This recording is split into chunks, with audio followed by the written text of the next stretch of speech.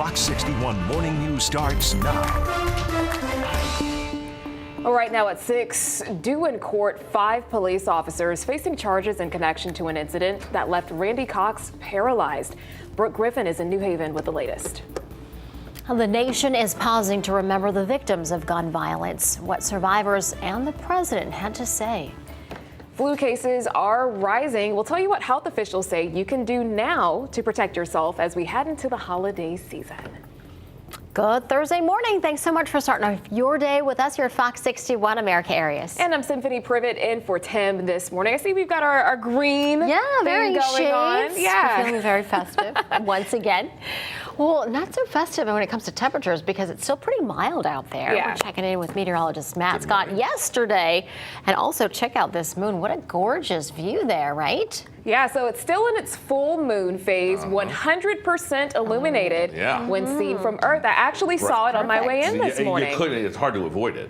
Very bright. Well, I looked for it last night and it was too cloudy. Right, exactly. But that is just absolutely pretty. Does Symphony know the rule with you? With December and Ooh, I'm not clothing sure. options? I don't know. What's the rule? So every day in December, I do red or green, some form, some shape or form. And we love this. It may just be like red beads. It's a subtle thing, but it really is a great It's thing. fun. So Symphony, for me. Symphony jumping on that train I know, for a looks day. like it. So far, so good, right? And me still celebrating Halloween. That's okay. That's fine. Good morning to you. You're festive in another way. Yeah. That's the eggnog talking. We have a forecast that is still fairly mild out there, clearing out but cooling down. Temperatures not warming up much from where they are now, but that's okay. They're pretty warm. Starting to feel like December over the next couple of days, but we're going to talk about what's coming towards the end of the weekend. Could be a little wintry weather. 49 in Hartford, 51 in New Haven, 49 in Groton. So temperatures mild. Look at the winds, double digits out of the now north.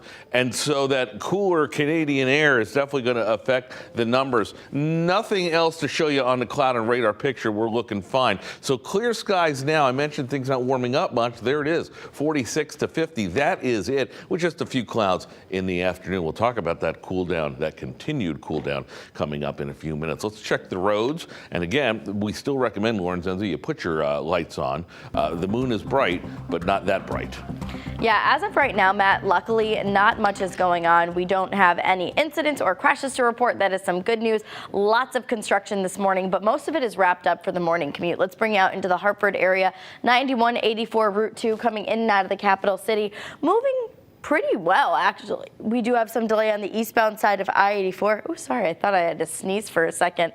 Coming in through the Hartford Tunnel will take you a couple of extra minutes. Also over in East Hartford, you'll definitely be tapping the brakes on 84 eastbound. In Wethersfield, 91 north and southbound looking good. Also over in the capital city, right near Airport Road, things are moving smoothly down in the New Haven and also Fairfield County area. As of right now, things are looking okay, but those delays are starting to ramp up on 95 South. We'll check in again coming up at 6:30. For now, Erica and Symphony, back over to you. All right, Lauren, thanks so much. Well, meantime, 5 New Haven officers are expected in court today for charges in connection to the incident that left Randy Cox paralyzed. Yeah, back in June, Cox was injured while riding handcuffed in the back of a prisoner transport van. Fox 61's Brooke Griffin is live in New Haven this morning with the details of that case. Good morning, Brooke. Well, good morning to you both. Those officers are expected here in New Haven court this morning in connection with that incident that left one man paralyzed. They're facing charges of reckless endangerment and cruelty to persons. Now, the warrant details that these 5 officers that are going to pop up on your screen denied Randy Cox the medical attention that he asked for and needed back in June. It says Cox was placed in the van handcuffed without a seatbelt. Officer Oscar Diaz was driving the van, transporting Cox to a detention facility. The warrant says Diaz was speeding and then he stopped quickly to avoid a crash, sending Cox headfirst into the back of the van. Investigators say that is the moment that Cox broke his neck and became paralyzed from the chin down. They say Diaz pulled over after Cox remarked he was hurt and even thought he may die, but then continued to transport him to the facility instead of calling for immediate help, violating New Haven police policy. The warrant says the other 4 officers met the van at the facility and dragged Cox into a a holding cell by his arms, then put shackles around his legs. He was eventually dragged back out by his ankles when medical attention was arriving. Since then, Cox's family, his attorney, the Connecticut NAACP, and more have spoken out, saying that action needs to be taken against the officers to set a precedent for what behavior is expected by law enforcement. In the paperwork, both the city and officers are claiming governmental immunity. Mayor Justin Elliker says they were required to submit an answer, but he doesn't see it as a permanent solution. Civil rights attorney Ben Crump says the charges are not serious enough. When you think about it, it's not really fair. It's not really fair that they are getting a slap on the wrist. And right now, the officers are only being accused of the charges. They're not, but they are considered innocent until proven guilty in a trial. The New Haven Police Department is also conducting an internal investigation. And all 5 officers are still currently on paid administrative leave by the New Haven Police Department. And as they go into court later this morning, around 10 o'clock, we will have a crew going inside, and we will have all of the details of what happens in court later this evening. Live in New Haven, Brooke Griffin, Fox 61 News. All right, Brooke, thanks so much. We will check back throughout the morning.